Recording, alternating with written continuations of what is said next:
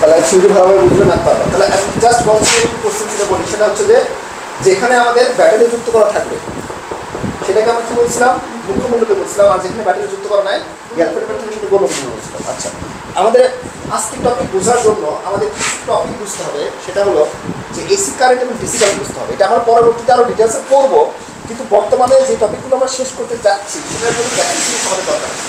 তাহলে প্রথমে আমাদের এসি কারেন্ট বিষয়টা আগে দেখি। এসি মানে হচ্ছে অল্টারনেটিং কারেন্ট, মানে পরিবর্তনশীল কারেন্ট। অল্টারনেটিং মানে কি? অল্টার করা, মানে পরিবর্তন হওয়া। তাহলে এখানে পরিবর্তন কিছু একটা হচ্ছে। তাহলে কি পরিবর্তন হচ্ছে দেখি। এই দেখো, একবার পজিটিভ ব্যাটারি ইলেকট্রন, এই হচ্ছে ইলেকট্রন, ইলেকট্রনগুলো কি হয় দেখো, একবার এদিকে যাচ্ছে, এদিকে যখন যায় তখন ওয়েভটা এরকম হয়, কি ধরনের রেফারেন্স হয়, এটা পজিটিভ হয়। আর যখন এইদিকে যাচ্ছে, উল্টো দিকে যাচ্ছে, তখন নেগেটিভে যাচ্ছে। তাহলে পরিবর্তন হচ্ছে না গ্রাফটা, একবার পজিটিভ সাইকেল, একবার নেগেটিভ সাইকেল, তাই না? দেখো এসি সাপ্লাই যখন আমি দিই, তাহলে আমার বাসায় তো ফ্যান আছে, কোন সাপ্লাই চলতেছে? এসি সাপ্লাই চলতেছে, অল্টারনেটিং কারেন্টে চলতেছে, বুঝছো? মানে অর্থাৎ আমাদের হাউস হোল্ড যে কারেন্টগুলো সেগুলো এসি সাপ্লাই, যেগুলো খেলে শর্ট খায়, আর যেগুলো শর্ট খায় সেটা ব্যাটারি সাপ্লাই, ডিসি সাপ্লাই। তাহলে আমাদের বাসার সাপ্লাই হচ্ছে এরকম, একবার ইলেকট্রনটা এদিকে যাচ্ছে তখন পজিটিভ সাইকেল দেখায়, আর যখন অপোজিট ডিরেকশন থাকে তখন নেগেটিভ সাইকেল। দেখছো না, একদিকে গেলে পজিটিভ, অপোজিট গেলে নেগেটিভ থাকে। আচ্ছা, এটাকে পজিটিভ ধরলাম, অপোজিটটা নেগেটিভ থাকে, এটা হচ্ছে এসি সাপ্লাই সোর্স। তাহলে দেখো ইলেকট্রনগুলো অনবরত দিক পরিবর্তন করতেছে না, অনবরত দিক পরিবর্তন করা হচ্ছে এসি সাপ্লাই। তাহলে এসি সাপ্লাইয়ের যে গ্রাফটা সেটা হচ্ছে এরকম থাকে, একটা পজিটিভ, একটা নেগেটিভ, একটা পজিটিভ, একটা নেগেটিভ, একটা পজিটিভ, নেগেটিভ, এই পর্যন্ত এসি সাপ্লাই গ্রাফ। এখন যদি লাইট দেই, তাহলে লাইট কি হয় দেখো, আপ ডাউন করে, কারণ এসি সাপ্লাই ইলেকট্রনগুলো একবার এদিকে যাচ্ছে, একবার এদিকে আসছে, একবার এদিকে যাচ্ছে, একবার এদিকে আসছে। আর ইলেকট্রনের প্রবাহ মানে লাইট জ্বলে, যেখানে ইলেকট্রনের প্রবাহ হয় সেখানে লাইট জ্বলে, যেখানে ইলেকট্রনের প্রবাহ সেখানে কি লাইট জ্বলে, বিদ্যুৎ প্রবাহ হয়, বুঝছো?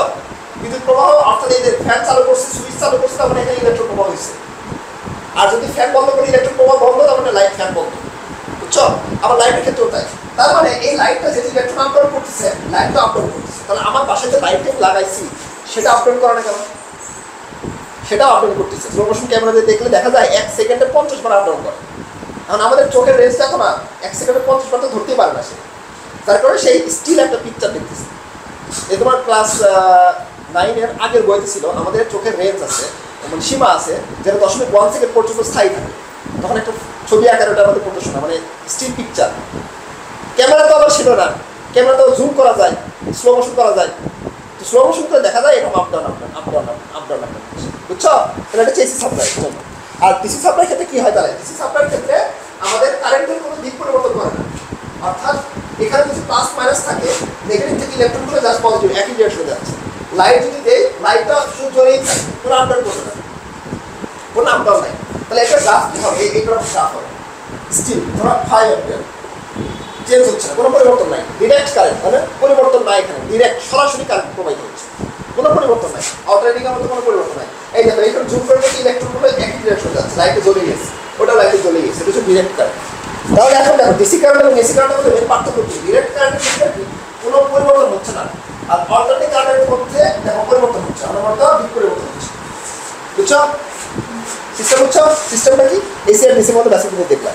তাহলে এসির ক্ষেত্রে দেখো লাইটটা আপ ডাউন করবে, আর ডিসির ক্ষেত্রে লাইটটা কোনো আপ ডাউন করবে না, ঠিক আছে না?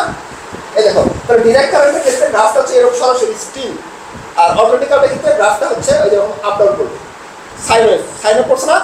সাইন থিটার গ্রাফ, ওই সাইন থিটার গ্রাফ, এটা হচ্ছে এসি কারেন্টের গ্রাফ। আর ডিসি সরাসরি ডিরেক্ট, ধরো 5 অ্যাম্পিয়ার ফিক্সড আছে, আর এখানে একবার 5, একবার -5, আবার 5, আবার -5, এইভাবে অনবরত দিকটা পরিবর্তন হয়ে যাচ্ছে। এই অধ্যায় কিন্তু তাড়াতাড়ি শেষ হয়ে যাবে, আইসিবির মতো নেই। তুমি মনোযোগ দিয়ে দেখো। এখন একটা ইন্টারেস্টিং পয়েন্ট, সেটা হলো যেটা আমাদের সামনে পড়তে কাজে লাগবে, সেই পয়েন্টটা হচ্ছে যে আমরা এই কয়েলটা চাইছিলাম না, কয়েলটা চাইছিলাম, এই পেছানো কয়েলের ভিতরে যদি আমি ডাইরেক্ট সাপ্লাই দিই বা ডিসি সাপ্লাই দিই, এখান থেকে একটা ব্যাটারি আমি যুক্ত করে দিলাম, এই ব্যাটারি যদি যুক্ত করে দিই, দেখা গেল এখানে একটা ম্যাগনেট তৈরি হয়। অদ্ভুত কাহিনী, আমরা তো ম্যাগনেট দেখছিলাম সেইরকম নর্থ পোল এবং সাউথ পোল, বার ম্যাগনেট, মানে সলিড ম্যাগনেট যেটা বলছিলাম, তাই না? এখন এই ম্যাগনেট আমরা তৈরি করতে পারি, কি করতে পারি? তৈরি করতে পারি। সেটা হলো তুমি ব্যাটারি সাপ্লাই এখানে দিয়ে দেই, দেখা গেছে এক পাশে নর্থ পোল, এক পাশে সাউথ পোল, অর্থাৎ এই ম্যাগনেটিক ফিল্ডগুলো তৈরি হচ্ছে। আর ম্যাগনেটিক ফিল্ড হচ্ছে যে অঞ্চল ব্যাটারি তার প্রভাব বিস্তার থাকে।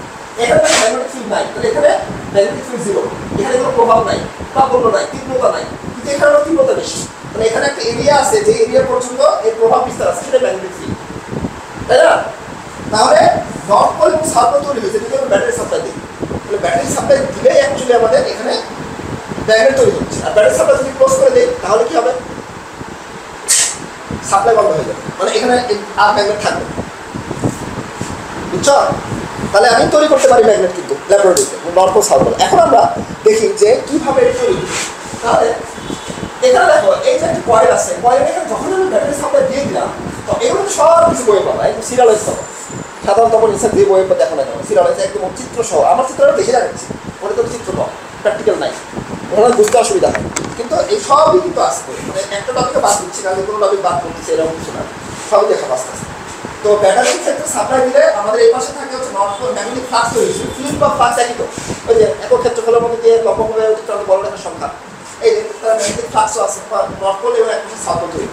একইভাবে একটা কারেন্ট ফ্লো যদি করা এই পয়েন্টের আশেপাশে ম্যাগনেটিক ফিল্ড তৈরি হয়েছে। তাহলে ম্যাগনেটিক ফিল্ড বা আমাদের একটা ম্যাগনেট কিন্তু সরাসরি বার ম্যাগনেটও হতে পারে অথবা ইলেকট্রোম্যাগনেটও হতে পারে, অর্থাৎ ইলেকট্রিসিটি সাপ্লাইয়ের মাধ্যমে ম্যাগনেট তৈরি করছে, সেজন্য এটাকে ইলেকট্রোম্যাগনেটও বলা হয়। আচ্ছা, ভালো কথা, একটু লক্ষ্য করে এই জিনিসটা লক্ষ্য করো। তাহলে এখন দেখো এই যে যখন আমি ব্যাটারি সাপ্লাইটা 0 থেকে বাড়াতে থাকতেছি দেখো আশেপাশে ম্যাগনেটিক ফিল্ড তৈরি হয়েছে, দেখছো কয়েলের আশেপাশে ম্যাগনেটিক ফিল্ড তৈরি হয়ে গেছে।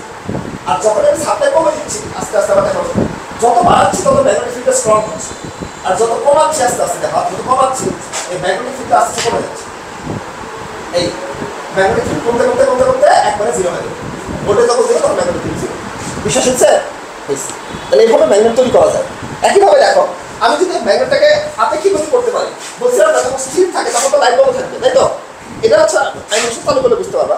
আর আপেক্ষিক গতি থাকতে হবে না, আমাদের লাইটটা জ্বলানোর ক্ষেত্রে আপেক্ষিক গতি থাকতে হবে, যতদিন করছিলাম রিলেটিভ মোশন একটার সাথে একটা গতি শুরু হতে হবে। সেই জন্য দেখো যখন আমি এই পানির ফ্লোটা অন করে দিচ্ছি আমাদের লাইটে জ্বলতেছে, অর্থাৎ এসি কারেন্ট কিন্তু এটা আপডেট করতেছে, তার মানে এটা যদি আপেক্ষিক গতি করছি এটা হচ্ছে। যদি স্লো করে দেয় এই ম্যাগনেটটা আস্তে আস্তে ঘুরাই তাহলে দেখো লাইটটা আস্তে আস্তে জ্বলতেছে, আর যখন ফাস্ট করে দিব তখন দেখো লাইটটা উজ্জ্বলতা বেড়ে যাবে, দেখছো? যত জোরে ঘোরাবো তত উজ্জ্বলতাটা বেশি। এটাই আমাদের বাসার লাইটের এইভাবে তৈরি করা হয়, আমাদের ইলেকট্রিসিটি ইঞ্জিনিয়াররা আমরা এইভাবে তৈরি করা হয়, ইলেকট্রিক ইঞ্জিনিয়ার তৈরি করা। এখন কথা হলো যেটা যদি আমাদের এই কয়েলের সংখ্যা যদি বাড়ায় দিই তখন কিন্তু উজ্জ্বলতাটা বাড়বে, আর কয়েলের সংখ্যা যদি কমায় দিই তখন কিন্তু উজ্জ্বলতা আবার কমে যাবে আস্তে আস্তে, ঠিক আছে? এখন আমাদের এই মুখ্য কুণ্ডলীর দৌড় কুণ্ডলীর কনসেপ্টটা এখন ভালোভাবে বুঝতে হবে। দেখো এখানে আমি ইলেকট্রিসিটি সাপ্লাই দিচ্ছি, তাই না? এসি সাপ্লাই দিচ্ছি, এসি সাপ্লাই মানে কি একবার প্লাস একবার মাইনাস, একবার প্লাস একবার মাইনাস, তাই না? অনন্ত দিক পরিবর্তন হচ্ছে না? তাহলে আমাদের যে ম্যাগনেটটা আছে এই পাশে একবার নর্থ এক পাশে সাউথ, আবার এক পাশে নর্থ এক পাশে সাউথ, অনন্ত চেঞ্জ হতে থাকবে না ম্যাগনেটটা, north south north south north south change হতে থাকবে না? তাহলে ম্যাগনেটটা হয় আমি হাত দিয়ে ঘোরাতাম সেটা কিন্তু এসি সাপ্লাই দিয়ে ঘোরানো হয়। আমার তো এই পাশে ধর এটা আরেকটা কয়েল, এই কয়েলে বিদ্যুৎ তৈরি করতে গেলে ম্যাগনেটটা নড়াচড়া করাতে হবে না আমার, কিন্তু আমি বুদ্ধি খাটালাম যে হাতে নড়াচড়া করাবো না, সাপ্লাই দিব সে নিজেই নড়াচড়া করাই দিবে, কারণ এটা এসি সাপ্লাই প্লাস মাইনাস আমার চেঞ্জ হয়, সে অনবরত নিজে হাতে করাই দিবে, আমার হাতে নড়াতে হবে না। তখন এটার আবেশের কারণে এখানে আমার ইলেকট্রিসিটি জেনারেট হবে, অর্থাৎ এখানে যদি কোনো লাইটে জ্বলবে, কি বুঝছো?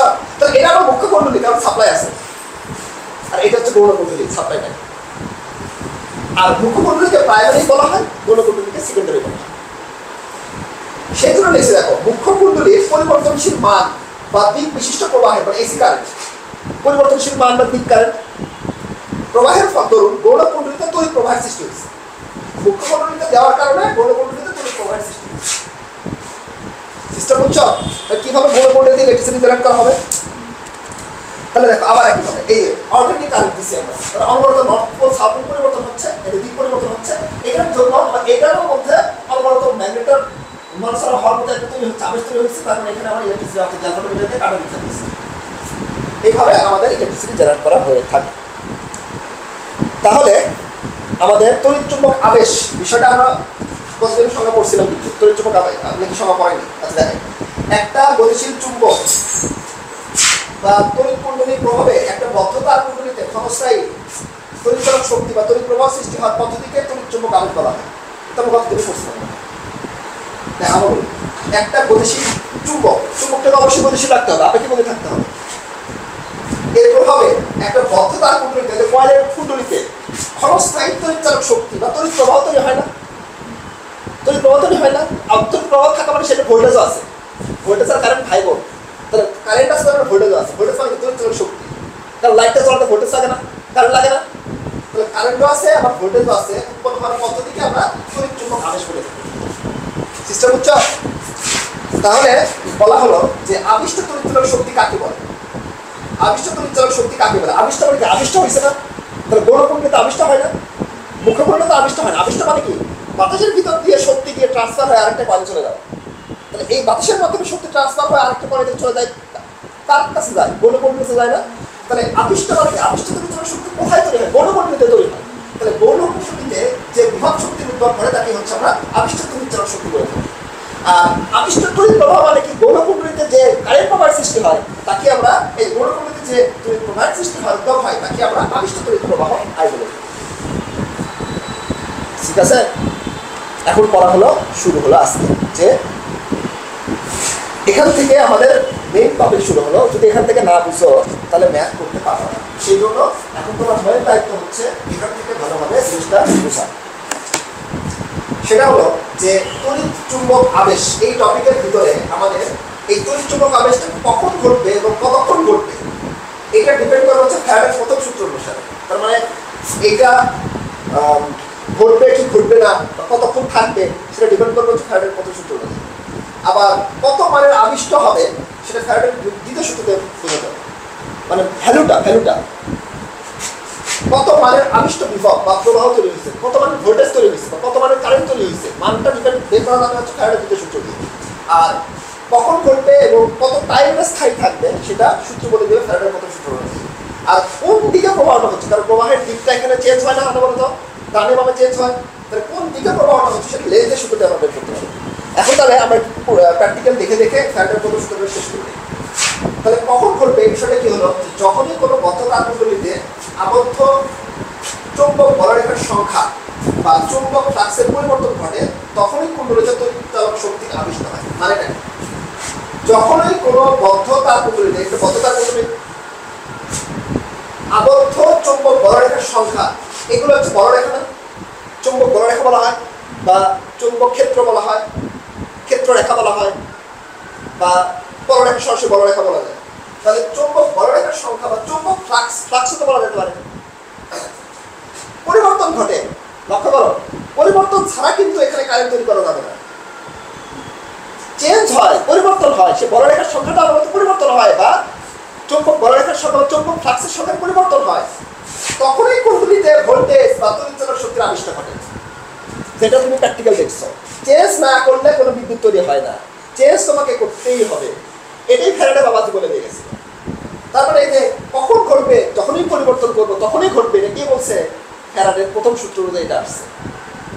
তাহলে এই তড়িৎ চলক শক্তিটা তৈরি করতে, তড়িৎ চলক শক্তি মানে ভোল্টেজ আছে, এই যে ভোল্টেজ মানে তড়িৎ চলক শক্তি আবিষ্ট হয়েছে। তার মানে এখানে ফ্যারাডের প্রথম সূত্র থেকে আমাদের বলা হলো যে আমাদের পরিবর্তন করতে হবে এই ফ্লাক্সের সংখ্যা বা চুম্বক ফ্লাক্স বা চুম্বক বলরেখার সংখ্যার পরিবর্তন করো তুমি যে কোনো ভাবে, তাহলে আমি বিদ্যুৎ জেনারেট করতে পারবো। বুঝছ প্রথম সূত্র? বুঝছ?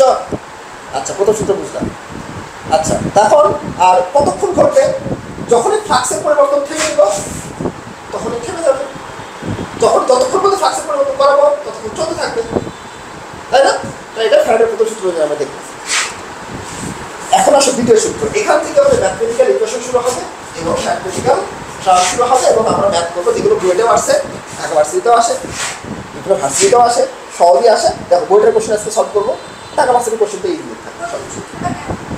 প্রথম সূত্রটা এইটাই যে আমাদের যখনই বিদ্যুৎ প্রবাহ, যখনই আমরা পরিবর্তন করবো তখনই বিদ্যুৎ তৈরি হবে, এটাই প্রথম সূত্র। মানে এখানে কোনো ম্যাথমেটিক্যাল ইকুয়েশন নেই, তুমি বাড়াই রেখে বুঝিয়ে দেখতে পারো। এই যে আচ্ছা, এই যে এক্সপেরিমেন্টটা কে করছে জানো? ফ্যারাডে করছে। তো এটাই তোমাকে লিখতে হবে যে একটা কয়েলের ভিতরে তখনই বিদ্যুৎ চলক শক্তি বা তড়িৎ চলক শক্তি আবিষ্ট হবে বা ভোল্টেজ করা হবে যখন আমি চৌম্বক ফ্লাক্সে পরিবর্তন করা হবে। এটাই প্রথম সূত্র, এই সিস্টেমটাই প্রথম সূত্র।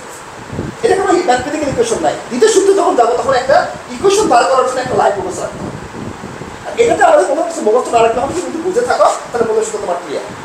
এখন আসো দ্বিতীয় সূত্রতে ম্যাথমেটিক্যাল টার্ম কিভাবে আমরা আসি, যে কোনো বদ্ধ কুণ্ডলীতে আবিষ্ট তড়িৎ চলক শক্তির মান, ওই কুণ্ডলীর মান বলছিলাম না, মান বের করা যায় দ্বিতীয় সূত্র দিয়ে, এই মান বের করা যায় দ্বিতীয় সূত্রতে বলছিলাম না। তাহলে কোনো বদ্ধ কুণ্ডলীতে, এই বদ্ধ কুণ্ডলী আছে যেখানে তড়িৎচালক শক্তির মানটা ওই আচ্ছা তড়িৎচালক শক্তি মানে ভোল্টেজ, ওই ভোল্টেজের মানটা ওই কুণ্ডলীর মধ্য দিয়ে অতিক্রান্ত চুম্বক ফ্লাক্সের পরিবর্তনের হারের সমানুপাতিক। বা কিছু বলবো না, আচ্ছা বুঝা দিই, বুঝছো? আচ্ছা ঠিক আছে, তাহলে পারি না, তাহলে আরেকটা করে বলি। সেটা আমাদের তড়িৎচালক শক্তি ই দ্বারা প্রকাশ করা হয়, ইলেকট্রোমোটিভ ফোর্স ইএমএফ, বা অনেক জায়গায় ই ছাড়া লেখা হয়ে থাকে, বা ছোট হাতের ই লেখা হয়ে থাকে, এটা হচ্ছে ভোল্টেজ বা ভিও লেখা থাকে। আমরা ই দ্বারা লিখতেছি আপনার সমান, তাহলে ই সমানুপাতিক বলছি কি ওই কুণ্ডলীর মধ্য দিয়ে অতিক্রান্ত চুম্বক ফ্লাক্সের পরিবর্তনের হারের সমানুপাতিক। হার মানে কি? সময় দ্বারা ভাগ। হার মানে কি? সময় দ্বারা ভাগ। সময়টা আমরা ডিটি দ্বারা লিখতাম। হার মানে কি? সময় দ্বারা ভাগ। তাহলে পরিবর্তনের হার অতিক্রান্ত চুম্বক ফ্লাক্সের পরিবর্তনের হার, চুম্বক ফ্লাক্সের পরিবর্তন হচ্ছে ডি ফাই। ডি মানে কি? পরিবর্তন বোঝায়। এডি মানে কি? পরিবর্তন বোঝায়, টাইমের পরিবর্তন। মানে এই ফ্লাক্সের পরিবর্তনের হারের সমানুপাতিক হচ্ছে ই। তার মানে এটাই বোঝাচ্ছে তুমি যদি সময়ের সাথে সাথে ফ্লাক্সের পরিবর্তন বাড়াও, এটা যদি বাড়াও ই বাড়বে না, ভোল্টেজ বাড়বে না। তাহলে তুমি যত বেশি জোরে জোরে নড়াচড়া করবা তত বেশি ইলেকট্রিসিটি জেনারেট করতে পারবে না। এটাই আমরা ম্যাথমেটিক্যাল লিখছি। মানে সময়ের সাথে সাথে তুমি ফ্লাক্সের পরিবর্তন বাড়ালে এটা সমানুপাতিক, এটা বাড়লে এটা বাড়ে, এটা কমালে এটা কমে না। তাহলে সময়ের সাথে সাথে যদি ফ্লাক্সের পরিবর্তন বাড়ায় তাহলে ই বাড়বে, আর সময়ের সাথে যদি ফ্লাক্সের পরিবর্তন কমায় তাহলে ইটা কমবে। সেই জন্য বলা হলো যে তড়িৎচালক শক্তিটা ফ্লাক্সের পরিবর্তনের হারের সমানুপাতিক। হার মানে সময় দ্বারা ভাগ, কিন্তু ফ্লাক্সের পরিবর্তনের হারের সমানুপাতিক। তাহলে কোনো বদ্ধকুণ্ডলীতে আবিষ্কৃত তড়িৎচালক শক্তি ওই কুণ্ডলীর মধ্যে দিয়ে চুম্বক ফ্লাক্সের পরিবর্তনের হারের সমানুপাতিক। ডি মানে পরিবর্তন। পরিবর্তন মানে কি? ধর তোমার কাছে আছে 5 টাকা, হয়ে গেল 10 টাকা, পরিবর্তন হলো কত? 5 টাকা। কেমন করছে? বিয়োগ করে না? তাহলে তোমার কাছে ছিল মনে করো 5 পরিমাণ ফ্লাক্স, আগে পরে ছিল 5 আগে ছিল 5, তাহলে পরিবর্তন ডি ফাই কতটুকু হবে? 5 - 5 5 এই পরিবর্তন। তাহলে এই ডি ফাই সমান আমার পরবর্তী ক্ষেত্র থেকে আগে ধরেটা বাদ দিলে আমি ডি ফাইটা পেয়ে যাবো, পরিবর্তনটা পেয়ে যাবো। তাহলে এখান থেকে এটা হচ্ছে কুণ্ডলীতে আবিষ্ট বিভব বা তড়িৎচালক শক্তি। এটা হচ্ছে এখন আমরা এনটা বের করি। এখন এনটা বের করি, সেটা হলো সমানুপাতিক তুলে দিলে কি হয়? কি লাগাতে হয়? একটা কনস্ট্যান্ট লাগাতে হয়। সেটা হচ্ছে ইটা সমানুপাতিক, এই সমানুপাতিককে এন দ্বারা প্রকাশ করা হয়, ডি ফাই বাই টি। এই সমানুপাতিক তুলে দিয়ে একটা কনস্ট্যান্ট আমি এন লাগাই দিলাম, যেটা হলো যে আমার এই কনস্ট্যান্ট ভ্যালুটা আসছে এন। এনটা মানে কি? এন মানে হচ্ছে পাক সংখ্যা, কিন্তু কয়টা আছে?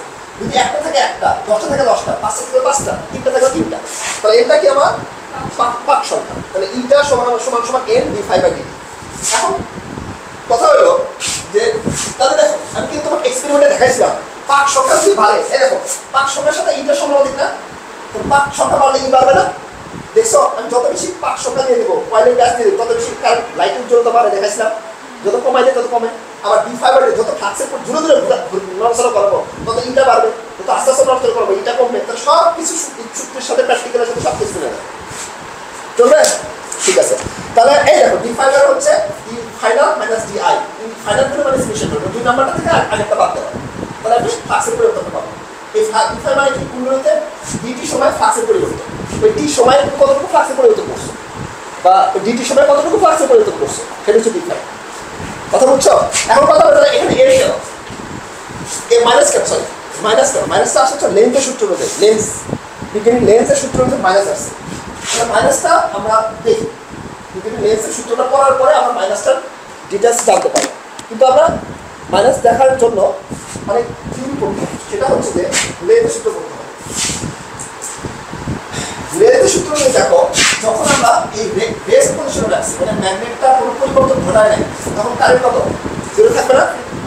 আচ্ছা, যখন নড়াচড়া করাচ্ছি তখন তো কারেন্ট থাকবে, এবং এই কারেন্টের ডিরেকশনটা দেখো, যখন কাছে আনি তখন এদিক বরাবর থাকে, আর যখন দূরে নিয়ে যায় তখন অপোজিট ডিরেকশন থাকে। তখন এখানে অলরেডি কারেন্ট তৈরি হচ্ছে, এসি কারেন্ট তৈরি হচ্ছে, এটা আমরা দেখলাম। আচ্ছা, এবং কারেন্টের ডিরেকশন লুপে দিকে লক্ষ্য করো, একবার এই ডিরেকশন আসতেছে, একবার এই ডিরেকশন আসতেছে, ঠিক অপোজিট ডিরেকশন না কারেন্টের ডিরেকশন। আচ্ছা, ভালো কথা, ঠিক আছে। তাহলে এখানে ঘটনাটা কি করতেছে এখন? অঙ্ক পড়ে। তাহলে আগে লেন্সের সূত্রটা বুঝি। সেটা হলো, তুমি যখন একটা কয়েলের আশেপাশে নর্থ এবং সাউথ নড়াচড়া করাচ্ছ, তুমি লক্ষ্য করে দেখবা এটার অপোজিট যে ম্যাগনেটটা এটা তৈরি হচ্ছে না? দেখো অপোজিট বলতে কি? মানে বিকর্ষণ জনিত। আচ্ছা, নর্থ আর নর্থ কি হয়? পজ করে দেখো,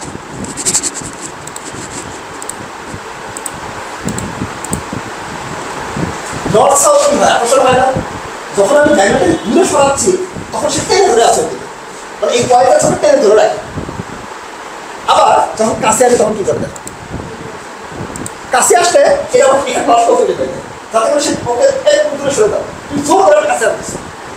এই জিনিসটা হচ্ছে তো, তার মানে আমি যেখানে কাছে আসি সে বিকর্ষণ করে দূরে সরাতে চায়, আর দূরে সরাতে চায় কাছে সরাতে চায়। আর এই জন্য এই সেম সেম নর্থ সাউথ রাখতে হয়, নর্থ বিকর্ষণ করে নর্থ আকর্ষণ করে, তাহলে সেম সেম আমাদের পোলারিটি ওই ম্যাগনেট তৈরি হচ্ছে না।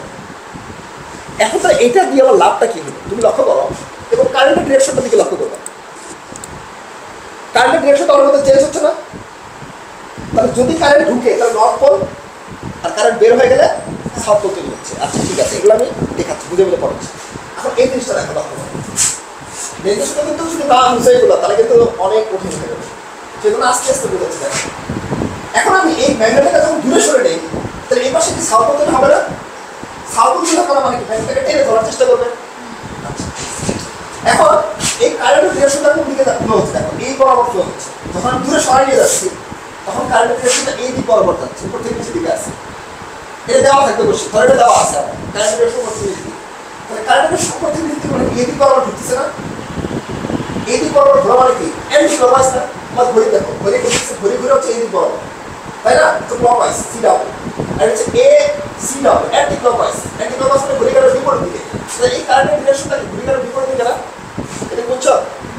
তাহলে অ্যান্টি ক্লকওয়াইজ করতেছে, যখন অ্যান্টি ক্লকওয়াইজ থাকে দেখো তখন হচ্ছে নর্থ পোল তৈরি, অর্থাৎ কি বললাম ক্লকওয়াইজ, এটি ক্লকওয়াইজ অ্যান্টি ক্লকওয়াইজ, সরি এটা ক্লকওয়াইজ, আমি দিতে বলছি তাই না? আমার ঘড়িটা এদিক বরাবর ঘুরতেছে না, এদিক বরাবর ঘোরে না, এদিক বরাবর ঘোরে না বলো, এই যে এই ঘড়িটা এদিক বরাবর ঘুরতেছে, তার মানে এই এটা হচ্ছে ক্লকওয়াইজ ডিরেকশন, তাই তো? ঘড়ি কাটার দিকে ঘুরতেছে। আর যদি আমি এই দিক বরাবর দিয়ে দিই এটা হচ্ছে অ্যান্টি ক্লকওয়াইজ, অ্যান্টি ক্লকওয়াইজ। তারপর এবার ঘড়িটা উল্টা দিকে ঘুরতেছে না? আচ্ছা, তাহলে এই দিক বরাবর যদি ঘুরে তাহলে ক্লকওয়াইজ ডিরেকশন ঘুরতেছে, আর ক্লকওয়াইজ ডিরেকশন যদি থাকে তাহলে নর্থ পোল তৈরি হয়, এই সাউথ পোল তৈরি হয়। তাহলে এই পাশটাতে আমরা সাউথ পোল তৈরি, সাউথ পোল, যেটা আমার হয়েছেও দেয়। এটা একটু ডিটেলসে বলা আছে, এত ডিটেলস লাগে না, একটু ডিটেলসে বলা আছে। তাতে লাভ কি হয় দেখো, লাভটা হয় সেটা হলো এই যে যখন আমি দেখো নর্থ পোল নিয়ে যাচ্ছি, নর্থ তৈরি হয়ে গেছে এই পাশে, আচ্ছা যখন আমরা ইকুয়েশন করতেছি তখন সাউথ পোল তৈরি হচ্ছে। আচ্ছা আবার একটা ভিডিও দেখো, এই ভিডিওটা লক্ষ্য করো, মেন জায়গাটা করাই অত বেশি বিজনেস না হলে হবে। এই ক্লকওয়াইজ ডিরেকশন ক্লকওয়াইজ সেগুলো আসে না, মেন আসলে হচ্ছে লেন্থের সূত্রটা লিখতে বলি, সেই জন্য এত কাহিনী করতেছি আমি। আচ্ছা দেখো ওই কয়েলটা তখন কাছে আনি, এই দেখো নর্থ পোল বিকর্ষণ করা বিকর্ষণ করতেছে, দূরে সরে আকর্ষণ করতেছে, কাছে আনলে আবার উল্টা উল্টা দূরে সরে দিচ্ছে। ঠিক আছে, ভালো। এই জিনিসটার উপর ডিপেন্ড করে এই জিনিসটা তুমি বুঝতে পারো, তাহলে অ্যাকচুয়ালি আমরা লেন্সের সূত্রটা এখন অ্যাপ্লাই করতে পারবো। দেখো এখন লেন্সের সূত্র আমি পড়াবো, আর কারেন্টের ডিরেকশনটা বের করার আগের অধ্যায় আমরা করবো, এটা আমার লাগতেছে না। তাহলে দেখো যখন আমি ম্যাগনেটটা কাছে নিয়ে আসতেছি তখন এখানে নর্থ পোল তৈরি হচ্ছে, আর ম্যাগনেট যখন দূরে সরাচ্ছে তখন সাউথ পোল তৈরি হচ্ছে। এইটা দিয়ে লাভটা কি? এখন আসো সূত্রটা দেখি, সূত্র দেখো এখন তুমি নিজে বুঝতে পারো। যে কোনো তড়িৎ চৌম্বক আবেশের বেলায় এখানে একটি তড়িৎ চৌম্বক আবেশ তৈরি হয়েছে, কয়েলে আবেশের মাধ্যমে তৈরি হয়েছে। যে কোনো তড়িৎ চৌম্বক আবেশের বেলায় আবিষ্ট প্রবাহের দিক এমন হবে যে, এই আবিষ্ট প্রবাহের দিকটা এমন হবে যে যাতে যে কারণে সৃষ্টি হয়েছে সেই কারণকে বাধা দেয়। আচ্ছা এই নর্থ পোলটা তৈরি হয়েছিল কার কারণে? এর কারণে তৈরি হয়েছিল না? এর কারণে তো এখানে ম্যাগনেট তৈরি হয়েছে, কিন্তু সে একই বিকর্ষণ করতেছে না। বলো তুমি বলো যে আমি যখন এই তো আগে ছিল না, নর্থ পোল তো আগে ছিল না, যখন আমি ম্যাগনেটটা কাছে আছি তখন নর্থ পোল তৈরি হয়েছে, কিন্তু এর কারণে নর্থ পোল তৈরি হলো। আমার এ বলতেছে তোমাকে আমি বিকর্ষণ করে দিলাম, তার মানে মায়ের পেটে থেকে জন্মগ্রহণ করে মাটি খুন করা। বা তুমি ধরো একটা গাছ ছোটবেলা থেকে পানি দিয়ে বড় করছো, বুঝছো? ছোটবেলা থেকে পানি দিয়ে মনে করে বড় করছো, এখন বড় হয়ে কি করছে, ওই গাছটায় রাক্ষস হয়ে তোমাকে মেরে ফেলছে। আছে না রাক্ষস গাছ আছে কিন্তু, ওই যে পশু পাখি খেয়ে ফেলে, পশু পাখি বলতে কি ছোটো ছোটো পোকামাকড় খেয়ে ফেলে। ধরো ওই গাছটা বিশাল বড়, তোমার পারে তোমাকেও খেয়ে ফেলবে। দেখছো ইউটিউবে দেখছিলা? দেখো নি কোনো দিন? মাংসাশী গাছ এরকম হাঁ করে থাকে, যখনই কোনো পোকামাকড় যায় মাংস জাতীয় আছে যেগুলা ওকে বন্ধ করে দেয়, বন্ধ করে ওখান থেকে রস নিশ্চিত করে ওটাকে মানে ওটাকে ধীরে ধীরে পচনশীল করে ওর শক্তি নিয়ে নেয়। তাহলে ওই গাছটা সাপোজ বড় হলো তাহলে মানুষকে খেয়ে ফেলার জন্য পসিবল। তারপরে এটাই বোঝাচ্ছি যে কারণে তৈরি হয়েছে সেই কারণকে বাধা দিচ্ছে না। আবার পরে দেখো, যে কোনো তড়িৎ চৌম্বক আবেশের বেলায় আবিষ্ট প্রবাহের দিক এমন হবে যে, তার মানে এই কারেন্ট প্রবাহের দিকটা এমন হবে যাতে করে এখানে নর্থ পোল তৈরি হয়, এমন হবে যে তার যে কারণে সৃষ্টি হয়েছিল, এই যে এই ম্যাগনেটের কারণে এখানে কারেন্ট প্রবাহ তৈরি হয়েছিল, সেই কারণটাকে সে বাধা দিচ্ছে। এখন আমি কাছে আনতে চাইলে সে বলে দাও, দূরে দাও। এখন এ বলবে আমি তোমাকে তৈরি করলাম, তুমি আমাকে দূরে সরাও, এটা আবার কোন ধরনের কথা? এটাই লেন্স, এটা হয় বাস্তবে, সেটা লেন্স বলে দিয়ে গেছে। এই যে কারণে তৈরি হলো সেই কারণটাই বাধা দিচ্ছে।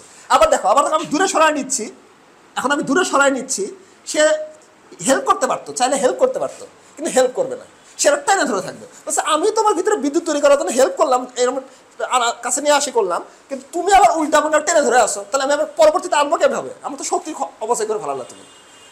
তাহলে যে কারণে তৈরি হলো সেই কারণটাকে বাধা দিচ্ছে। তারপরে কারেন্ট প্রবাহটা এমনভাবে তৈরি হবে যাতে করে এখানে নর্থ পোল হয়, আর এখানে কারেন্ট প্রবাহটা এমনভাবে তৈরি হবে যাতে করে এখানে সাউথ পোল হয়, যাতে করে তারা একটা অপরের অপোজিট ডিরেকশনে থাকে, অপোজিট হয়। বুঝছো লেন্সের সূত্র? বুঝছো? তুমি বুঝছো? আরও থিওরি আছে লেন্সের, কিন্তু পড়ালাম না জায়গা। এখন আসো যে লেন্সের সূত্র এবং শক্তির নিত্যতা। এখন তোমার মধ্যে প্রশ্ন আসতে পারে যে তো ভালোই কথা হইলো যে আমি জাস্ট ম্যাগনেট নড়াচড়া করালাম আর এখানে ইলেকট্রিসিটি জেনারেট হলো, তাহলে এখানে তো আমার কোনো শক্তির অপচয় হচ্ছে না, তাহলে আমি নতুন করে পৃথিবীতে কোনো শক্তির আবিষ্ট ঘটাই দিলাম। মানে লজিক্যালি চিন্তা করো, তোমার মনে হয় কি এখানে তুমি কোনো কাজ করছো? কাজ মানে কি? এখানে যদি তুমি ঘষাঘষি করতা বা কিছু একটা করতা, তাহলে না হয় এখানে বিদ্যুৎ তৈরি হয়েছে, তুমি বিশ্বাস করতা। এটা তো বাতাসের ভিতর দিয়ে গিয়ে ওখানে বিদ্যুৎ তৈরি করছে, তাহলে এখানে তুমি আদৌ কি কোনো কাজ সম্পাদন করছো কিনা? তুমি কাজ করছো, কেমনে কাজ করছো? যখন তুমি কাছে আনার চেষ্টা করতেছো, এই নর্থ পোলকে বিকর্ষণ করতেছে না, ওই নর্থ পোলের বিকর্ষণের বিরুদ্ধে গিয়ে তুমি কাজ করলো না, তাহলে এখন শক্তির তোমার ভিতর থেকে শক্তির ওখানে গেছে না, এই শক্তিটাকে এখানে বিদ্যুৎ শক্তিতে রূপান্তর করছে। তার মানে আমার যে শক্তিটা, কাজটা, যান্ত্রিক শক্তিটা গিয়ে বিদ্যুৎ শক্তিতে রূপান্তর হইল না? তাহলে অবশ্যই এখানে শক্তির নিত্যতার সূত্র মেনে চলছে। আর শক্তির নিত্যতার সূত্র কি বলে? কাজ শক্তি ক্ষমতাতে পড়ছে। শক্তিকে সৃষ্টিও করা যায় না, ধ্বংস করা যায় না, জাস্ট রূপান্তর করা যায়। এই দুনিয়াতে আল্লাহ সৃষ্টির সময় যা শক্তি রাখছিল তাই আছে। সেই জন্য এখানেও কোনো শক্তি সৃষ্টিও হচ্ছে না, ধ্বংস হচ্ছে না, জাস্ট রূপান্তর হচ্ছে। আমার কাজটা ওখানে গিয়ে শক্তিটা বিদ্যুৎ শক্তিতে রূপান্তর করছে। আচ্ছা, এখন আসো চলো ম্যাথ, সহজ ম্যাথে শুরু হবে। ধীরে ধীরে আমরা বোর্ডের ম্যাথও করবো, ঢাকা ভার্সিটির ম্যাথগুলো করবো এবং বোর্ডের ম্যাথও করবো, টেনশনের কোনো কারণে। আসলে সব একই রকম সহজ ম্যাথই। তো শুরুতে এই ম্যাথটা সহজ একটা ম্যাথ দিয়ে আমরা শুরু করতে পারি। পড়ো, কোশ্চিনটা পড়ো। যে একটা তার কুণ্ডলিতে 100টা পাক আছে, পাক সংখ্যা কী দ্বারা প্রকাশ করা হয়? n = 100। ওই কুণ্ডলিতে 0.1 সেকেন্ডে দুটি চুম্বক মেরুর, ওই কুণ্ডলিতে 0.1 সেকেন্ড, তার টাইমের ভ্যালু কত? ডিটির ভ্যালু 0.01 সেকেন্ড।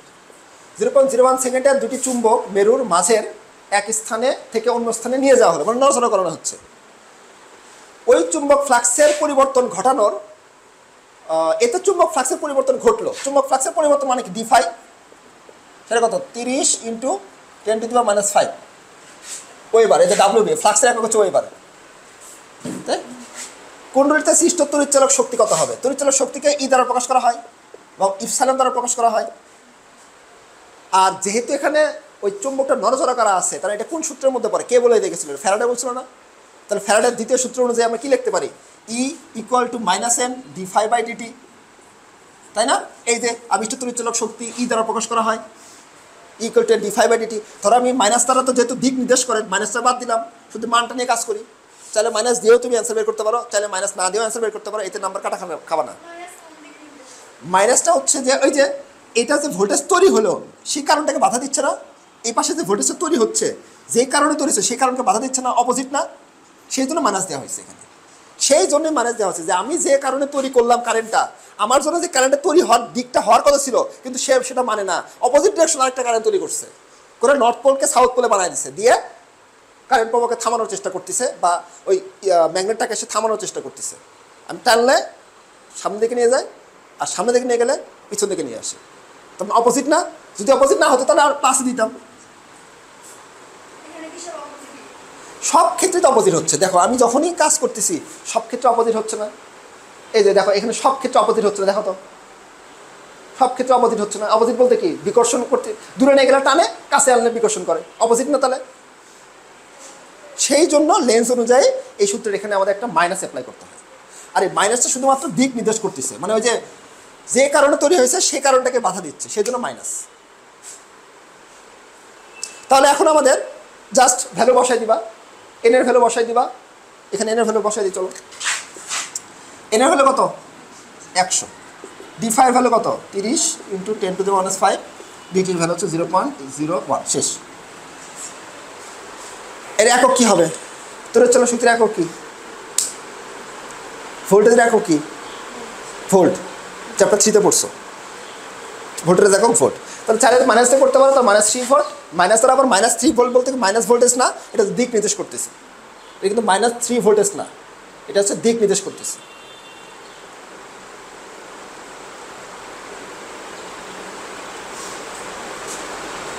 আচ্ছা, ম্যাথ কি আজকে বরাবর কয়েকটা শক্তি আছে? করবো? আচ্ছা করো, তাহলে কয়েকটা বুয়েট সহ অন্যান্য ম্যাথগুলো করে নাও। তাহলে বুয়েটের টাকা করবা?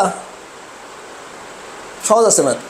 আচ্ছা, বুয়েটেরটা আগে আমি করে দেবো নি, তোমরা আগে সহজ ম্যাথ একটা ট্রাই করো। এটা তোমার পারবা, এই ম্যাথটা তুমি পারো, সবাই পারবা। দেখো, করে দেখো, খাতা বের করে করো, শুরু করো, আমি করে দিচ্ছি। আমি বলে দিচ্ছি কি বলছে, যে একটা কুণ্ডলীর পাক সংখ্যা হচ্ছে 100। পাক সংখ্যা কি দ্বারা প্রকাশ করা হয়? এন দ্বারা প্রকাশ করা হয়। তাহলে এন = আমাদের 100। এতে একটা চুম্বকের নিকট হতে 0.04 সেকেন্ডে সরিয়ে একটা পাকের চুম্বক ফ্লাক্স এত হতে এত পরিবর্তন হয়। স্বাভাবিক, যখন তুমি দূরে নিয়ে যাবা ফ্লাক্সের তো পরিবর্তন ঘটবেই। কিন্তু এই দেখো, অঙ্ক করার সময় বুঝতে হবে এটা কোন থিওরির মধ্যে পড়ছে, কার সূত্রের মধ্যে পড়ছে। খালি অঙ্ক দেখার সাথে ধাপ করে দাও, তাহলে তো অ্যাডমিশনে ধরা খাবা তুমি। কারণ অ্যাডমিশনে তো তোমার মুখস্থ বিদ্যাতে চান্স পাওয়ার ডিফিকাল্ট, বেসিক দিয়ে চান্স পেতে হবে তোমাকে। তার মানে এই কোশ্চেনটা পরে আগে দেখতে হবে। দেখো, এতে একটা চুম্বকের নিকট হতে এত সেকেন্ডে সরিয়ে পাকের ফ্লাক্সটার পরিবর্তন হয়ে যাবে। যখনই তুমি দূরে সরাই নিয়ে আসলা, ফ্লাক্সের পরিবর্তন ঘটবে না, আস্তে আস্তে কমা শুরু করবে। দেখো, তাই হয়েছে, 30 থেকে মানে 2-এ চলে আসছে। সব কিছু বুঝে বুঝে করতে হবে।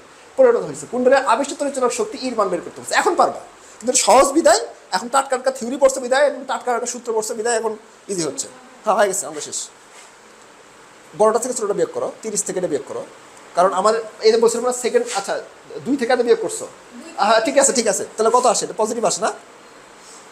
ক্যালকুলেটর আনছো? ওটা কি স্টুডেন্টের? করো, ইউজ করো, ভ্যালু বের করে দেখি কত আসে। ভ্যালু আসবে হচ্ছে 0.7। মাইনাস দিয়ে করো না, প্লাস দিয়ে করো। তো বড়টা থেকে ছোটোটা বিয়োগ করো। আর এখানে দেখি তাকাও, এদিক তাকাও। এই দেখো, এখানে কিন্তু আমি পজিটিভ দিয়ে কাজ করছি।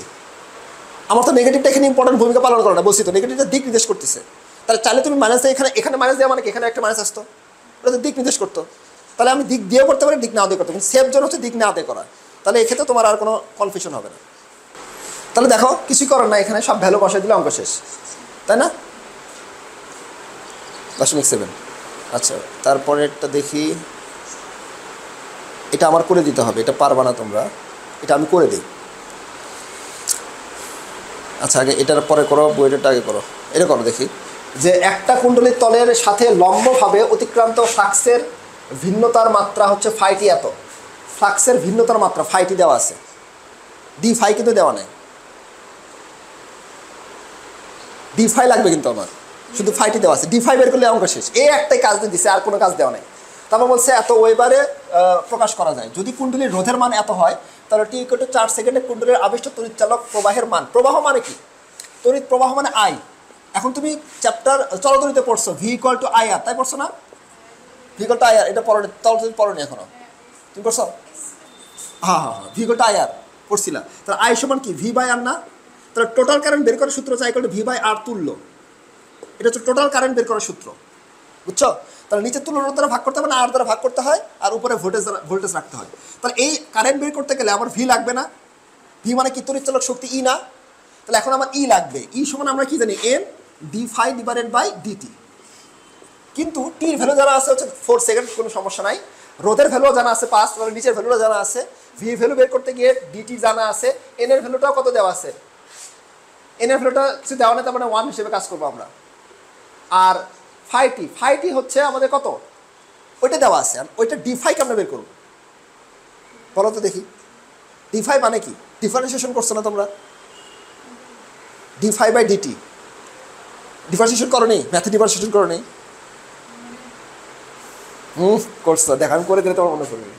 দাঁড়াও, ডি ফাই কেমন বের করে দেখো। ডি ফাই/ডিটি আমরা এটাকে টির সাপেক্ষে ডিফারেন্সিয়েশন করবো, যেহেতু টি আছে। এই দেখো ডিফারেন্সিয়েশন করছি, ডিফারেন্সিয়েশন ম্যাথে করছো তোমরা, যে এটা হচ্ছে আমার ইকুয়েশন। এটাকে টির সাপেক্ষে যখন ডিফারেন্সিয়েশন করি, এটা হচ্ছে আমার ইকুয়েশন, এটাকে যখন টির সাপেক্ষে ডিফারেন্সিয়েশন করবো, ডিফারেন্সিয়েশন সূত্র কি? পাওয়ার সামনে আসে, পাওয়ার থেকে 1 বিয়োগ যায় না, মনে পড়ে? তাহলে 3 × 9 × t²। আবার এটা কত? 4 × 8 × t। আর এখানে পাওয়ার সামনে আসতো, পাওয়ার 1 আছে, তাহলে 2 × 1 = 2, আর পাওয়ার থেকে 1 বিয়োগ করা যায়, মানে টিটা তখন চলে যাবে। সামথিং টু দি পাওয়ার 0 মানে কত?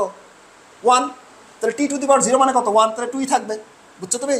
না আবার ভেঙে করাবো?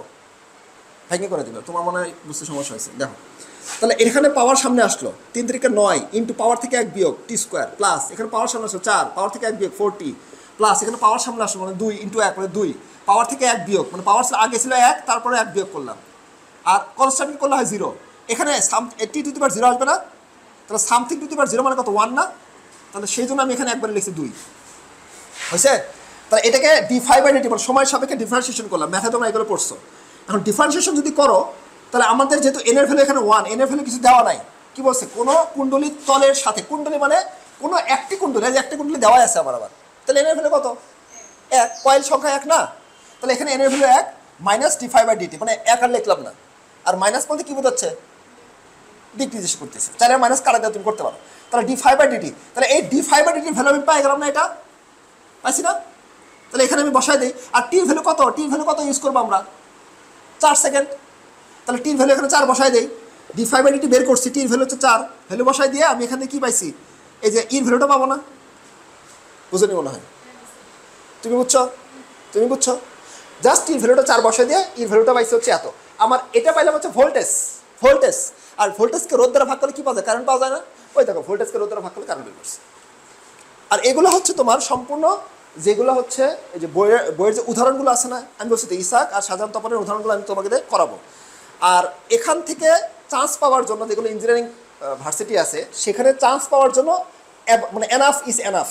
র্যাঙ্কিং বাড়ানোর জন্য, অর্থাৎ 1 থেকে 100 থাকতে গেলে, 1 থেকে 100 থাকতে গেলে এক্সট্রা করতে হবে। কিন্তু তোমার আপাতত ফার্স্ট হওয়ার তো দরকার নাই, তোমার তো সিট পালি হচ্ছে। তাহলে তাহলে তো কোনো সমস্যা নাই। তাহলে এইগুলো যদি সুন্দরভাবে একটু বুঝে বুঝে করতে পারো, এনাফ ইজ এনাফ। ভার্সিটি তো কাভার অনেক আগেই হয়ে যাবে, সাথে ইঞ্জিনিয়ারিংও কাভার হয়ে যাবে যদি ইঞ্জিনিয়ারিংয়ের টার্গেট থাকে সেক্ষেত্রে। তাহলে তো আর কোনো সমস্যা নেই। তুমি বইয়ের উদাহরণগুলো করো, এনাফ ইজ এনাফ। আমার পরিচিত অনেকে চান্স পাইছে শুধু বইয়ের উদাহরণগুলো করেই, কিন্তু চান্স পাইছে, র্যাঙ্কিং কিন্তু ভালো হয়নি, আগে বলতেছি। চান্স পাইছে, কিন্তু চান্স পাওয়াটা অনেক কিছু, ঠিক আছে না? চান্স পাওয়াটা অনেক কিছু, সিট বুকিং করাটা অনেক কিছু, বড় একটা কাহিনী গেল। তাহলে এই অঙ্কটা আমাদের হয়ে গেল। দেখি আর কয়েকটা ম্যাথ আমরা করি। এই ম্যাথটা দেখি। আচ্ছা, এটা দেখার আগে আরেকটা দেখি। এটা তো করলাম, কয়টা আছে? আচ্ছা, এই ম্যাথটা আমি করে দিই। সেটা হলো, এই ম্যাথটা তোমার পারমাণবিক, যে একটা কুণ্ডলীর পাক সংখ্যা 200, মানে এন এর ভ্যালু দেওয়া আছে। তাহলে চিত্র লাগবে। তাহলে এখানে একটা কুণ্ডলী আছে, সেটার পাক সংখ্যা হচ্ছে এরকম 200টা পাক সংখ্যা আছে। আচ্ছা, ভালো কথা। তাহলে এখানে এন এর ভ্যালু হচ্ছে আমাদের 200। রোধ দেওয়া আছে, এই কুণ্ডলীর রোধ R1 ধরলাম, সেটা হচ্ছে 150 ওহম। এটি 5 × 10⁻³ ওয়েবার চৌম্বক ফ্লাক্সের ক্ষেত্রে অবস্থিত। চৌম্বক ফ্লাক্সের কি বলছে? এত প্রাবল্যের চৌম্বক ক্ষেত্রে অবস্থিত, এবং এর সঙ্গে এত ওহম রোধের একটা গ্যালভানোমিটার যুক্ত করা আছে। তার মানে এখানে এর সাথে একটা গ্যালভানোমিটার, এই যে গ্যালভানোমিটার মানে কি? এটা একটা যন্ত্র না, বলছিলাম না, যেটা কাটা থাকে। এই গ্যালভানোমিটারেও তো একটা রোধ আছে, সেটা দেওয়া আছে হচ্ছে 350, সেটা হচ্ছে R2। 350 ওহম মানের একটা গ্যালভানোমিটার যুক্ত করা আছে, এবং এই কয়েলটা এই ফ্লাক্সের মধ্যে রাখা আছে। মানে φ = 5 × 10⁻³ এত ওয়েবার চৌম্বক এত প্রাবল্যের চৌম্বক ফ্লাক্সের ক্ষেত্রে রাখা আছে, চৌম্বক ক্ষেত্রে রাখা আছে। ওয়েবার কার একক? ফ্লাক্সের একক না? তাহলে ফাই দেওয়া আছে। যদি 0.1 সেকেন্ডে কুণ্ডলীর বর্তমান চৌম্বক ক্ষেত্র, মানে টির ভ্যালু 0.1 সেকেন্ডে কুণ্ডলীর বর্তমান চৌম্বক ক্ষেত্রে থেকে এত ওয়েবার প্রাবল্যের চৌম্বক ক্ষেত্রে নিয়ে যাওয়া হয়, এটা ধরো φ1, আর পরবর্তীতে φ2 কততে নিয়ে গেছি আমি? 0.4 × 10⁻³ এত ওয়েবারে নিয়ে গেছি। এত প্রাবল্যে নিয়ে যাওয়া হয়, তাহলে আবিষ্ট তড়িৎচালক বল এবং প্রবাহ মাত্রা দুইটা চাইছে। আবেশের তড়িৎচালক বল ই চাইছে এবং আই চাইছে। ই সমান আমরা জানি -n d∅/dt, আর আই সমান আমরা জানি v/r তুল্য তড়িৎচালক শক্তি। এটা হচ্ছে তুল্য ইউজ করব। ওই অধ্যায়ে তোমরা I = v/r পড়ছিলা বা আর তুল্য পড়ছিলা। একটা সার্কিটের টোটাল কারেন্ট বের করার ক্ষেত্রে কি করতে হয়? I = v/r তুল্য করতে হয়। তাহলে এখন যদি আমি ভোল্টেজটা পেয়ে যাই এখান থেকে, আর আর তুল্য মানে কি দেখো, এই দুইটা রোধ, এটা রোধ দেওয়া আছে, এই যে এটা রোধ হচ্ছে 150, এটা রোধ 150 না, আর এটা রোধ কত দেওয়া আছে? 350। এই দুইটা রোধ কিসে আছে? সিরিজে আছে। এই যে একটা লাইনের মধ্যে সিরিজে আছে, শ্রেণীতে আছে, শ্রেণী মানে সিরিজ, শ্রেণীতে আছে, শ্রেণীতে, বুঝছো? কারণ একই রাস্তা তো চেঞ্জ হয় নাই, তাহলে শ্রেণীতে আছে। তাহলে R1 + R2 ভ্যালু একবারে লিখে দিই আমি, কত আসে? 150 আর 350 মানে কত? আচ্ছা 150 যোগ 350 বুঝছে? তাহলে ভোল্টেজের ভ্যালু বের করতে হয়ে গেল। আর ভোল্টেজের ক্ষেত্রে এন এর ভ্যালু জানাই আছে আমার, দেখো এন এর ভ্যালু হচ্ছে এত, টির ভ্যালু জানা আছে নিচেরটা 0.1। এখন d∅ মানে কি? ফ্লাক্সের পরিবর্তন না? এখন এখানে বড় কোনটা? 0.4 × 10⁻³ আর হচ্ছে 5 × 10⁻³।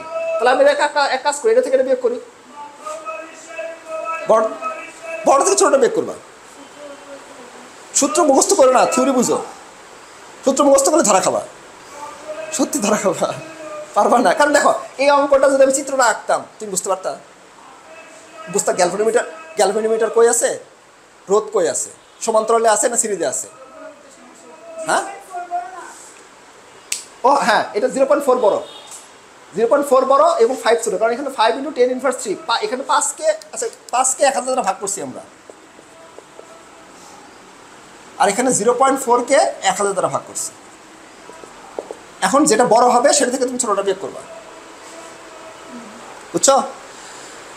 এখন তাহলে আমরা দেখো অ্যান্সারটা দেখো, 0.4 বড় হয় না 5 বড় হয়? 5 তো মনে বড় হয়। 5 × 10⁻⁵, যে 5 থেকে এত বিয়োগ করবো, ভাগ করে দেখো, ভাগ করো।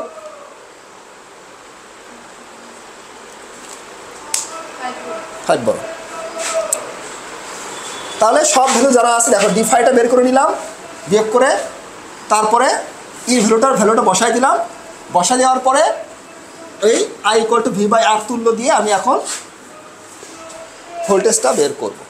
এই যে I = v/r তুল্য দিয়ে কারেন্টটা বের করব। কিন্তু এই অঙ্কটা করার জন্য যদি তুমি চিত্রটা না করতা, তাহলে কিন্তু অঙ্কটা করার জন্য আমার জন্য ডিফিকাল্ট হয়ে যাবে। শুরুতে আমি পারবো, কারণ আমি তো বুঝবো, তোমরা তো ফার্স্ট টাইম করতেছো, সেজন্য তোমাকে এটার জন্য চিত্রটা অঙ্কন করতে হবে, তারপর বেসিক দিয়ে ম্যাথগুলো সলভ করতে হবে। আদারওয়াইজ মুখস্থ করে করলে একটু চাপ পড়ে যাবে। আচ্ছা, তাহলে এই অঙ্কগুলো দেখলা, এটা দেখলা, এটাও দেখছো। আর একটা অঙ্ক থাকলো, এটা তুমি বাসায় HW করবা, এবং এটা করার জন্য তোমাকে একটা হিন্টস দিয়ে দিই। সেটা হলো, আমরা একটা সূত্র পড়ছিলাম, এই সূত্রটা একটু চেঞ্জ করব। সেটা হচ্ছে ফাই সমান আমরা কি শিখছিলাম? AB cos θ শিখছিলাম, তাই না? এইটা হচ্ছে একটা কুণ্ডলীর ক্ষেত্রে শিখছিলাম। কয়টা কুণ্ডলী? একটা। আর যদি অনেকগুলো কুণ্ডলী থাকে, সামনে একটা n দিব। এটা পরিবর্তন, সূত্রের পরিবর্তন করে নিবা আজকে যায়। তাহলে যখন একটা কুণ্ডলী থাকবে তখন AB cos θ ফ্লাক্সের সূত্রটা, যখন অনেকগুলো কুণ্ডলী থাকবে তাহলে NAB cos θ, সামনে একটা n থাকবে, বাকি সব সেম। আর cos θ এর ভ্যালু যখন 0 ডিগ্রি হবে, তখন cos 0 ডিগ্রি মানে কত? 1, আর cos 90 ডিগ্রি মানে কত? 0। তাহলে এখান থেকে কিন্তু এই অবশ্যই অ্যাঙ্গেলটা মাথায় রাখবা, অ্যাঙ্গেলটা অ্যানালাইসিস করে দেখবা, তারপর ভ্যালু বসাবা। এটা উত্তর দিব না আমি, ভ্যালু বসাবা, তারপর অ্যান্সারটা বের করে নেক্সট দিনে আমাকে দেখাবা, বাস কাজ শেষ। এটা শুধু বাসায় জড়ো থাকবে। আজকে এটুকু থাকার না।